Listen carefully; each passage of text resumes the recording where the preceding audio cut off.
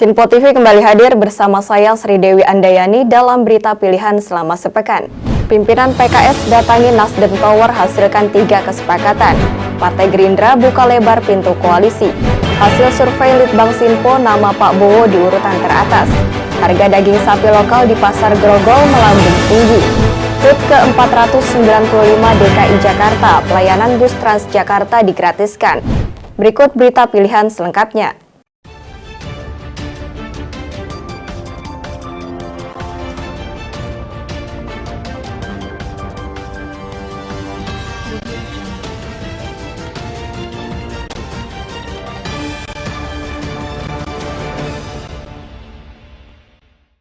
Partai Demokrat safari politik ke Partai Nasdem.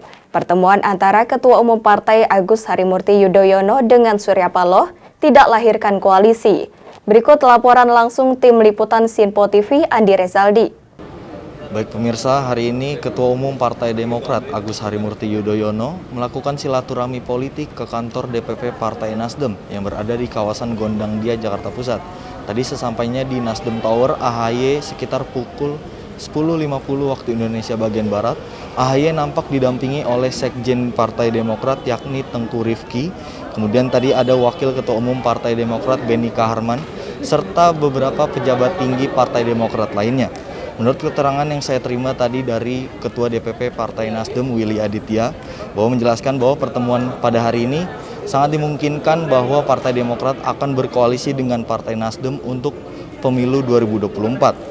Willy juga mengatakan bahwa nanti hasil dari pertemuan ini memang jika nantinya Partai Demokrat akan bergabung, hasil Rakernas Partai Nasdem yakni yang menghasilkan 3 nama calon yang akan diusung oleh Partai Nasdem untuk menjadi capres pada pemilu 2024 tidak akan dirubah, yakni dengan bergabungnya Partai Demokrat tidak akan merubah 3 nama calon hasil Rakernas yang dihasilkan oleh Partai Nasdem beberapa waktu lalu. Sebelumnya Partai Nasdem pada Rabu kemarin sudah menerima kunjungan dari partai lain yakni Partai Keadilan Sejahtera atau Partai PKS di Nasdem Tower dan menghasilkan kesepakatan bahwa Nasdem dan PKS akan berkoalisi untuk pemilu 2024. Di mana memang sebelumnya PKS sudah membangun koalisi dengan Partai PKB, namun Partai PKB melakukan manuver politik dengan menggandeng Partai Gerindra untuk berkoalisi pada pemilu 2024. Berdasarkan informasi yang kami terima tadi malam bahwa Sekjen PKS setelah melakukan kunjungannya ke Nasdem Tower, kemudian melakukan kunjungan lagi ke Partai Demokrat, di mana Sekjen PKS Habib Abu Bakar melakukan pertemuan dengan Sekjen Demokrat, yakni ada Tengku Rifki, di mana pertemuan ini dapat diartikan menjadi sinyal politik, di mana kedua partai ini sangat dimungkinkan untuk menjalin komunikasi atau bergabung dengan Partai Nasdem untuk berkoalisi, di mana memang kemarin sudah dinyatakan bahwa PKS akan berkoalisi dengan Partai Nasdem untuk pemilu 2024 mendatang. Dalam koalisi bersama Partai Nasdem, PKS sudah cukup jika Partai Demokrat bergabung dengan koalisi ini, di mana memang kalau Partai Demokrat bergabung artinya koalisi yang dibangun oleh Partai Nasdem dengan PKS ini sudah cukup memenuhi batas ambang pencalonan presiden atau presidensial threshold yakni minimal 20%.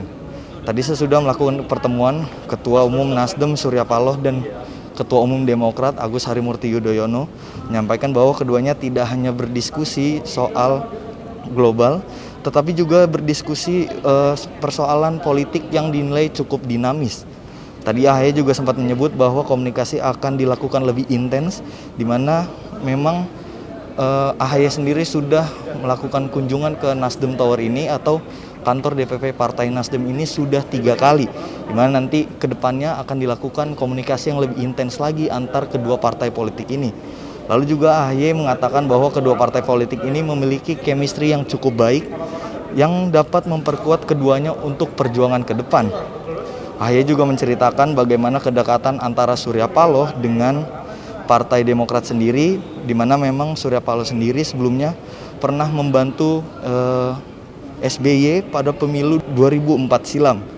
Merespon 3 nama calon presiden yang akan diusung Partai Nasdem atau hasil dari Rakernas Partai Nasdem sendiri, AHY mengatakan bahwa pertemuan pada hari ini hanya untuk membangun kebersamaan antar Demokrat dan Partai Nasdem. Dari pernyataan itu memang belum secara resmi ada disampaikan bahwa Partai Demokrat akan berkoalisi dengan Partai Nasdem dan PKS, tetapi dari pernyataan tersebut dapat disimpulkan bahwa kedua partai politik ini sangat amat dimungkinkan untuk berkoalisi pada pemilu 2024 mendatang. Berikut pernyataan dari Ketua Umum Partai Nasdem Surya Paloh dan Ketua Umum Partai Demokrat Agus Harimurti Yudhoyono setelah melakukan pertemuan pada hari ini.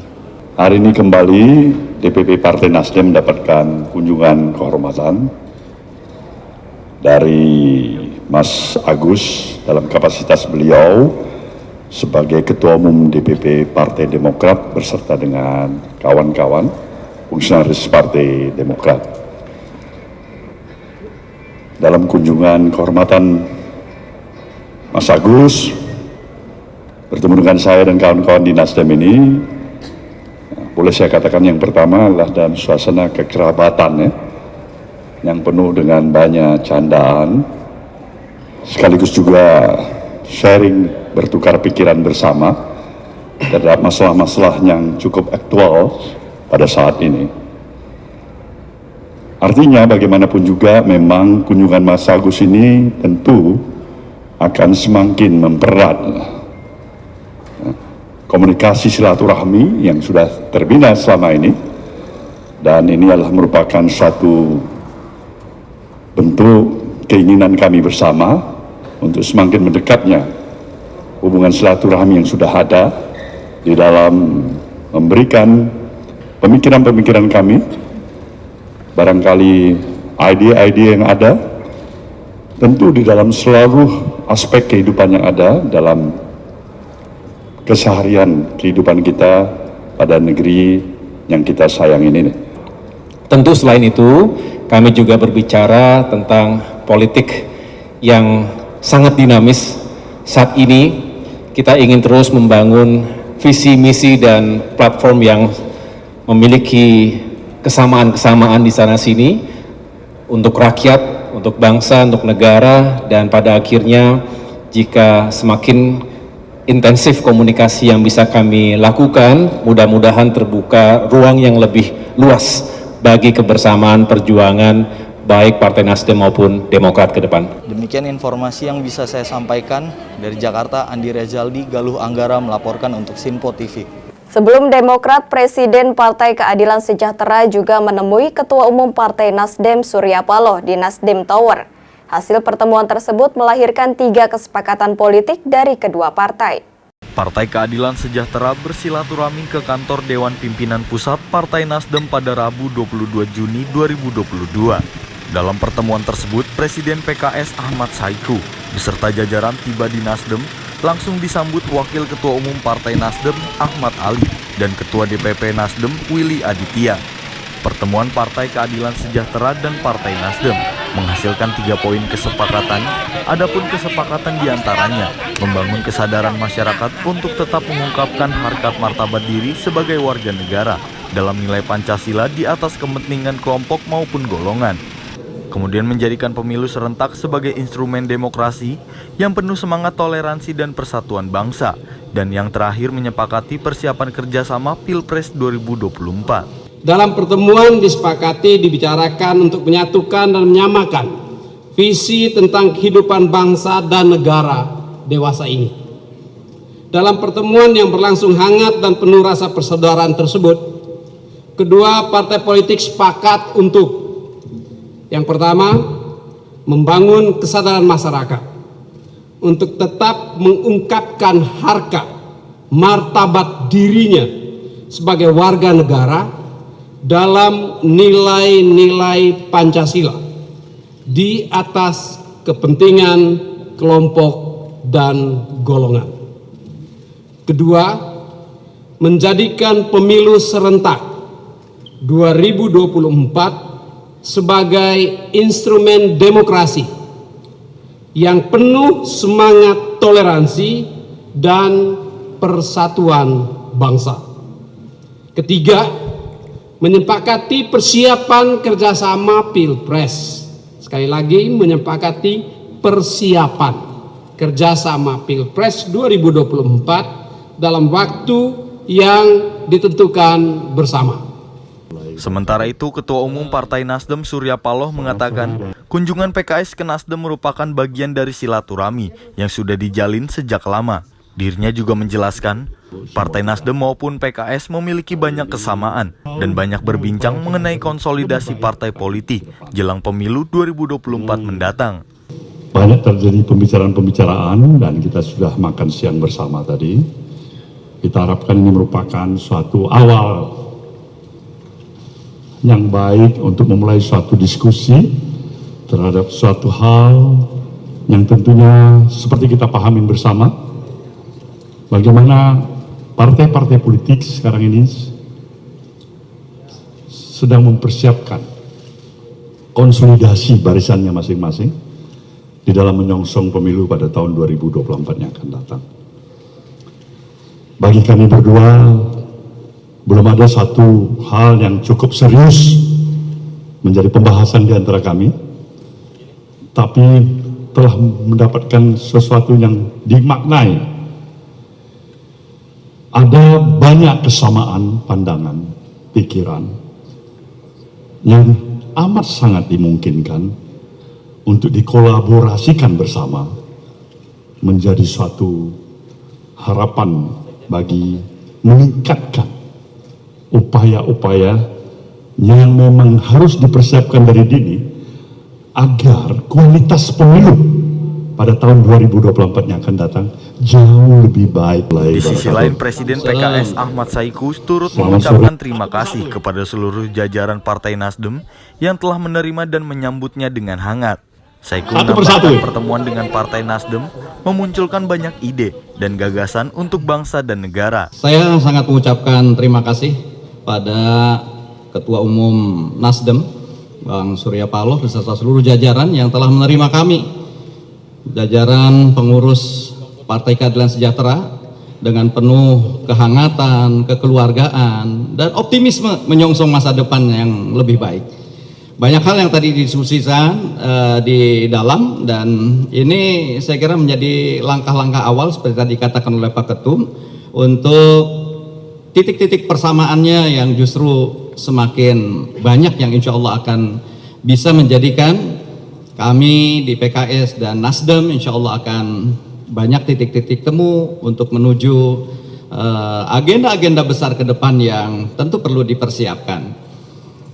Tentu saja ini menjadi satu hal yang memang bukan hari ini saja kita bersilaturahim mungkin Pak Ketum, tapi insya Allah akan kita tindak lanjuti, bahkan bukan dalam tataran di tingkat elit politik, mungkin dalam kaitan yang lebih teknis yang mudah-mudahan nanti bisa kita lakukan. Dari Jakarta, Galuh Anggara melaporkan untuk Sinpo TV. PDI Perjuangan telah selesai menggelar Rakernas. PDI telah siapkan nama capres di kantong Megawati. Berikut laporan langsung tim liputan Sinpo TV Jihan Nabila. Rapat Kerja Nasional PDI Perjuangan kedua ini memasuki babak akhir, yakni penutupan, di mana hari ini PDI Perjuangan akan mengumumkan figur siapa yang akan diusung untuk pemilihan presiden pada 2024 mendatang. Rangkaian acara ini nanti pukul 14.00 waktu Indonesia Barat akan dilakukan penutupan Rapat Kerja Nasional kedua dengan pembacaan rekomendasi eksternal. Lalu ada pidato penutupan Rakernas dari Ketua Umum PDI Perjuangan Ibu Megawati Soekarno Putri. Dan untuk nama calon presiden atau calon wakil presiden ini, Sekjen PDI Perjuangan Hasto Kristianto menegaskan bahwa itu sepenuhnya masih merupakan hak prerogatif dari Megawati selaku Ketua Umum PDI Perjuangan yang selalu melakukan kalkulasi mendalam serta melihat momentum. Jika berkaca dari Rakernas kedua PDI Perjuangan di Bali pada tahun 2018 maksud kami, Hasto mengatakan Megawati secara tiba-tiba menyampaikan nama Joko Widodo yang diusung untuk menjadi calon presiden di Pilpres 2019 silam. Dan untuk pengumuman siapa yang akan diusung oleh PDI Perjuangan untuk pemilu 2024 mendatang ini, Hasto menyampaikan bahwa ini merupakan surprise dari Ketua Umum PDI Perjuangan Ibu Megawati Soekarno Putri. Ibu Megawati Soekarnoputri selalu melakukan kalkulasi yang mendalam, selalu melihat momentum pada saat pelaksanaan Rakernas kedua di Bali pada tahun 2018 yang lalu. Secara tiba-tiba menjelang akhir pembacaan Rakernas, penutupan Rakernas, setelah menutup Rakernas, tiba-tiba Ibu Megawati Soekarnoputri mengumumkan Pak Jokowi pada periode yang kedua. Itu dari Rakernas yang kedua pada tahun 2018. Itu menunjukkan bagaimana selain melakukan kalkulasi yang matang, Ibu Mega itu juga sering menampilkan ya suatu hal yang sifatnya surprise. Ada elemen of surprise yang ditampilkan oleh beliau. Karena memang hak prerogatif itu berada di Ibu Ketua Umum, tentu saja seluruh kalkulasi pertimbangan yang matang itu berada di tangan beliau. Dari Jakarta, Jihan Nabila, Dava Rizkyano melaporkan untuk Sinpo TV. Masih ada 4 partai politik yang belum tentukan arah koalisi. Partai Gerindra masih membuka lebar pintu koalisi jika ada partai yang ingin berkoalisi dengannya untuk hadapi Pilpres. Partai Gerindra masih membuka lebar kesempatan berkoalisi dengan partai lain. Hal itu disampaikan langsung Ketua Harian DPP Partai Gerindra Sufmi Dasko Ahmad saat ditemui di gedung DPR RI. Partai Gerindra tidak menutup diri dan membuka lebar bagi partai manapun untuk berkoalisi dan mau bekerja sama dalam menghadapi pemilu di 2024 mendatang. Tentunya dengan memiliki pemahaman yang sama untuk kepentingan bangsa dan negara jika ingin berkoalisi. Ya, pada dasarnya Partai Gerindra menerima dengan baik dari banyak partai atau beberapa partai yang kita juga mau bekerja sama dalam bersama-sama menghadapi pemilu, dan harusnya memang begitu. Pemilu ini harus kita hadapi secara bersama-sama dengan pemahaman yang sama untuk kebaikan bangsa dan negara. Ya, ini kita ikutin mengalir aja deh, itu namanya juga dinamika masih juga akan terus, dinamika politik terus berjalan, dan situasi ya menjelang pemilu biasanya ya akan penuh dinamika, ya kita ikuti aja. Kita pokoknya senang kalau bisa bekerja sama dengan banyak partai dalam menghadapi pemilu. Dari Jakarta, tim Sinpo TV melaporkan. Hasil survei Litbang Sinpo, nama Pak Bowo menjadi capres yang memiliki elektabilitas tertinggi. Kemudian disusul nama-nama dari gubernur aktif. Pemilihan presiden 2024 sudah di depan mata. Sejumlah ketua umum partai politik kini tengah sibuk mempersiapkan diri sebagai calon presiden terbaik. Hasil safari politik beberapa ketua umum partai politik dan tokoh-tokoh politik nasional sejauh ini sudah menghasilkan beberapa peta koalisi. Di antaranya Koalisi Indonesia Bersatu, Koalisi Semut Merah, dan yang terbaru yakni Koalisi Kebangkitan Indonesia Raya. Pertanyaannya, bagaimana sejatinya peta para calon presiden yang berencana akan berlaga di Pilpres 2024? Dan siapa yang paling memiliki peluang untuk mendapatkan tiket maju sebagai calon presiden? Untuk menjawab pertanyaan-pertanyaan tersebut, maka ada 2 variabel penting yang menjadi patokan analisis, seperti yang akan disampaikan Kepala Peneliti Litbang Sinpo, Syahrial Mayus.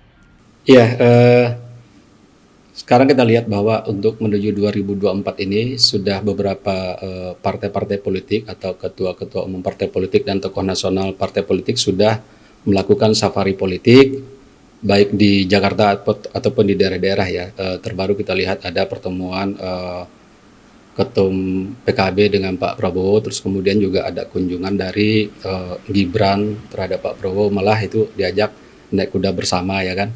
Nah, ini semua kan menunjukkan bahwa ada pendekatan-pendekatan atau safari politik dari beberapa tokoh partai untuk semuanya itu menuju pada 2024 Pilpres. Tapi pertanyaannya dari semua nama-nama yang muncul ini, siapa yang paling memungkinkan untuk menjadi capres terkuat di 2024 nanti? Di sini kita ketahui bahwa Litbang Sinpo melakukan penelitian itu menemukan bahwa Prabowo Subianto masih menempati tempat teratas di dalam survei kita dengan hasil 28,1%, disusul dengan Ganjar Pranowo sebesar 19,4%, Anies Baswedan 14,7%, Agus Harimurti sebesar 5,9%, disusul oleh Ridwan Kamil 4,5%. Artinya bahwa di sini Prabowo masih menempati ranking teratas di dalam survei yang kita lakukan pada tanggal 20 Mei sampai 3 Juni 2022. Nah, kemudian satu variabel lagi yang bisa menjelaskan ini adalah bahwa disebut dengan permutasi threshold capres 20% terhadap komposisi kursi parpol di DPR RI. Ada 9 partai politik, maka pasangan capres-cawapres yang bisa muncul berkontestasi di Pilpres 2024 maksimal ada 4 pasang. Nah, pertanyaannya, dari komposisi 4 pasang yang bisa terjadi ini, siapa yang paling berpeluang untuk mendapatkan tiket capres dari sekian nama-nama capres yang sudah sering disebut? Saat ini ada 10 nama yang muncul di publik, ya kan? Nah, dari 10 nama itu, Prabowo Subianto sangat berpeluang. Kenapa? Karena beliau adalah ketum partai politik yang elektabilitasnya tertinggi. Ini terkait dengan tiket nanti. Siapa yang akan mendapatkan tiket? Tentu adalah ketua umum partai politik. Dari seluruh ketua umum partai politik, Pak Prabowo Subianto elektabilitas tertinggi. Kemudian juga mereka Gerindra sangat berpeluang calonnya mendapatkan tiket untuk mendaftar ke KPU seperti itu. Nah, kita lihat lagi. Di sini sebenarnya yang kita lihat adalah Prabowo Subianto cukup menunggu satu pasangan koalisi dari partai politik yang ada di DPR, kecuali dengan P3. Kalau misalkan Gerindra berkoalisi dengan PKB, itu sudah bisa memenuhi syarat 20% itu, bahkan lebih. Dengan Nasdem juga seperti, dengan Gerindra, dengan Demokrat juga bisa, kecuali dengan P3. Artinya Prabowo bisa mendapatkan tiket untuk mencalon jadi presiden. Gerindra hanya cukup berkoalisi dengan satu partai saja, tapi kecuali dengan P3, karena nanti tidak cukup kalau dengan P3, begitu. Nama Pak Bowo dalam survei Litbangsinpo berada di posisi teratas. Ketua Harian DPP Partai Gerindra Sufmi Dasko Ahmad menyebut hal itu bentuk kerja Pak Bowo yang dilihat oleh masyarakat. Litbangsinpo tengah merilis nama calon presiden yang paling banyak diminati masyarakat. Dari hasil survei tersebut, nama Ketua Umum Partai Gerindra menduduki urutan paling atas. Menanggapi hasil rilis Litbangsinpo tersebut, Ketua Harian DPP Partai Gerindra Sufmi Dasko Ahmad mengatakan hasil survei itu adalah bentuk kepercayaan masyarakat terhadap kerja Pak Bowo. Pasalnya, hasil survei memang fluktuatif, namun hasil survei itu juga terbentuk dari cara kerja Pak Bowo yang dilihat oleh masyarakat luas. Ya, kalau kita lihat hasil-hasil survei ini kan fluktuatif, kadang Pak Prabowo di atas, kadang Pak Prabowo di nomor 2 atau nomor 1, itu tergantung di keadaan pada saat survei dilakukan. Nah, pada saat ini Litbangsinpo itu merilis bahwa Pak Prabowo tingkat teratas. Ya, tentunya kami juga berterima kasih kepada masyarakat yang melihat mengapresiasi kerja dari Pak Prabowo, karena kita sama-sama tahu Pak Prabowo selama ini belum pernah turun dalam rangka kampanye Pilpres, tetapi hanya menunjukkan hasil kinerja.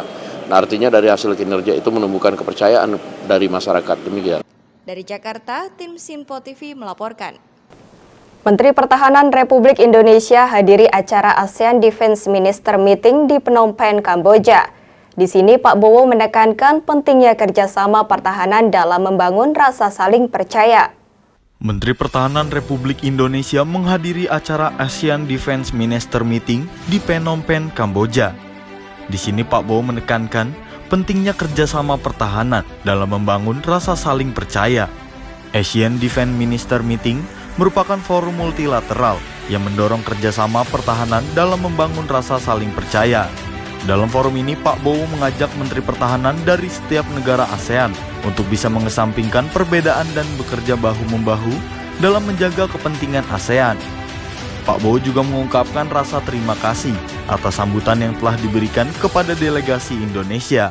I would like to extend my highest appreciation to the Chairman, His Excellency Samdech Pichai Sena Yabed, for the excellent arrangement of the meeting and for the hospitality, warm welcome, and great honor salute to myself and to the Indonesian delegation since our arrival in Phnom Penh.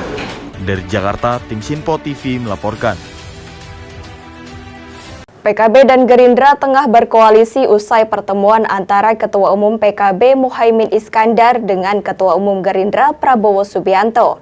Terkait hal itu, Wakil Ketua Umum PKB Jazilul Fawait menyampaikan, koalisi tersebut dibentuk dalam rangka mempercepat kerjasama jelang pemilu 2024. Wakil Ketua Umum DPP PKB Jazilul Fawait mengungkapkan, terjalinnya kerjasama antara PKB dan Gerindra yakni untuk mempercepat siapa calon presiden dan calon wakil presiden yang nantinya akan diusung dalam pemilu 2024. Dirinya menilai kerjasama antara PKB dan Gerindra dinilai lebih realistis, lantaran koalisi keduanya telah memenuhi syarat ambang batas pencalonan presiden, yakni 20% dari suara nasional. Meski begitu, pihaknya juga mengatakan bahwa PKB dan Gerindra masih tetap membuka komunikasi dan peluang dengan partai lain, seperti PKS dan Partai Demokrat untuk dapat bergabung dalam koalisi.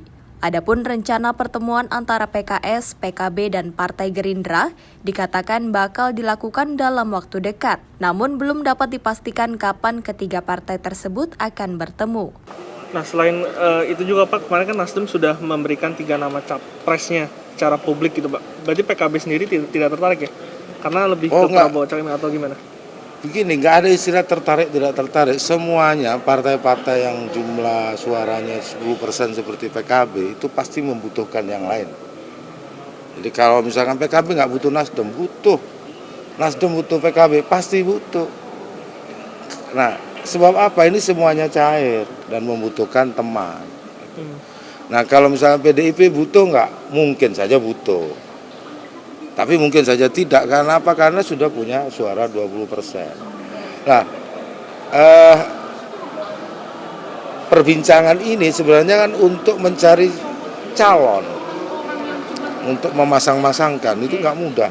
Bang, berarti komunikasinya sama PKS sama Demokrat sejauh ini gimana? Nanti semut merah yang gabung ke Kebangkitan Indonesia Raya, apa Kebangkitan Indonesia Raya yang gabung ke semut merah? Ya bisa bolak-balik di situ, mana yang lebih cepat saja, mana yang lebih realistis, yang bisa membangun komunikasi lebih sehat, lebih setara gitu kan, dengan menghormati kedaulatan partai masing-masing. Sikap PKB secara pasti nanti akan diumumkan kapan emang? Sekarang kan masih cair. Ya, setelah menuntaskan pembicaraan sampai pada tahap tertulis.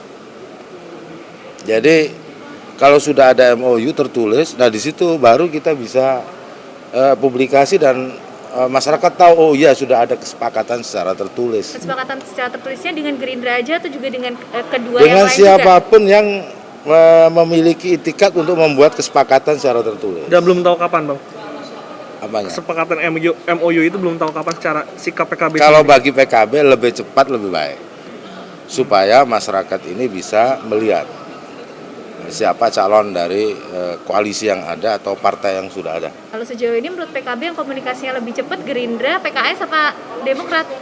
Bang. Begini, semuanya cepat, cuma level-levelnya saja. Nah, levelnya? Ya levelnya kan kalau Gerindra kan pertemuan ketua umum dengan ketua umumnya. Yang lain belum, gitu. Apakah bisa dilakukan cepat? Ya tergantung kepentingan dan kebutuhan masing-masing, bisa saja. Dari Jakarta, Sri Dewi Andayani, Halida Depa melaporkan untuk Sinpo TV. Tingginya harga daging sapi lokal membuat pedagang daging di pasar tradisional Grogol, Jakarta Barat banyak yang memilih gulung tikar atau berhenti berjualan. Tidak sedikit dari pedagang daging sapi lokal beralih untuk menjual daging sapi impor, dikarenakan harga yang masih lebih murah dibanding harga daging lokal. Tingginya harga daging sapi lokal sejak momentum Hari Raya Idul Fitri hingga kini tak kunjung turun. Hal ini membuat para pedagang daging sapi di pasar tradisional Grogol banyak yang lebih memilih berhenti berjualan. Pagi ini, di kios-kios lapak penjual daging sapi di pasar terlihat banyak yang kosong, aktivis jual beli terlihat sepi. Sejumlah pedagang daging yang masih bertahan berjualan, banyak yang beralih menjual daging sapi impor asal Australia. Mayoritas para pedagang menjual daging sapi impor dengan alasan harganya lebih murah dari daging sapi lokal. Menurut pedagang, menjual daging sapi impor yang harganya masih di bawah dari harga daging sapi lokal ini agar untuk dapat bertahan. Walaupun selisih harganya 20 hingga 30 ribu per kilonya, harga tersebut masih dapat diterima pasar atau pembeli. Yang pertama dari lokal juga kan harganya kan sekarang masih tinggi, belum turun juga kan. Jadi dialihkan ke impor, harganya kan nggak terlalu mahal, jadi bisa membantu juga. Kalau ke lokal semua kan, ya ini untungnya tipis. Ya kisaran 20-an menurun, merosot karena kan dari lokalnya juga tinggi harganya, jadi nggak bisa ngejual. Jadi masyarakat kan kalau harganya terlalu tinggi dia juga sama buat jual lagi kan, nggak bisa. Barang sedikit, ya barangnya sedikit, harga mahal. harga mahal, jadi nggak kejangkau sama masyarakat. Jadi pedagang memutuskan tidak berjualan. Ya separohnya, sedikit doang, separohnya. Karena kita ada dinas kesehatannya juga. KPKP ya? Iya, ada dinas kesehatan, ada menteri kesehatan. Jadi sapi kita itu tetap seger gitu, nggak ada penyakitnya. Ada lebaran haji. Iya. Ya mungkin sih masih tetap segini, nggak bakalan naik. Emang ini harganya juga masih tinggi sih, masih mahal. Berapa bang harganya bang? Harganya masih 150. Kalau yang normal kira-kira berapa? Harga normal biasanya sih cuma 130, 120. Ya ini kan dari lebaran belum turun, harganya masih begini lah. Omset penjualan gimana bang? Menurun apa gimana? Ya menurun lah, kalau mahal tuh menurun. Jadi orang-orang kan kayak seperti bakso, dia aturan kan biasa beli 10 kilo, jadi belinya 8 kilo, 5 kilo. Karena kemahalan, ngejualnya bingung, di bawah juga. Bang, ini kan banyak kios yang kosong nih bang, itu kenapa bang? Ya itulah, jadi kemahalan, jadi orang tuh bisa beli, nggak bisa jual. Banyak yang kosong-kosong sini. Biasanya mah penuh, ada yang jualan, biasanya penuh yang jualan. Sekarang semenjak mahal begini ya gimana? Bisa beli dia nggak bisa ngejual. Namun harus diakui para pedagang, selain tingginya harga daging sapi lokal, ada isu virus penyakit mulut dan kaki, hingga berimbas omset penjualan mereka menurun drastis. Dari Jakarta, tim Sinpo TV melaporkan. Peringati ulang tahun DKI Jakarta yang ke-495, Pemprov DKI Jakarta menggratiskan tarif angkutan umum Transjakarta.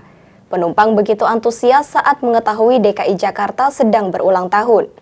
Keramaian dan mobilitas penumpang yang akan beraktivitas pagi tadi terlihat di shelter bus Transjakarta dalam terminal bus Kalideres. Di hari ini di perayaan Dirgahayu Hari Ulang Tahun DKI Jakarta ke-495 menjadi kabar baik bagi warga Jakarta. Pasalnya, pelayanan moda transportasi seperti MRT, LRT, dan Transjakarta hari ini di HUT DKI digratiskan oleh Pemprov DKI Jakarta.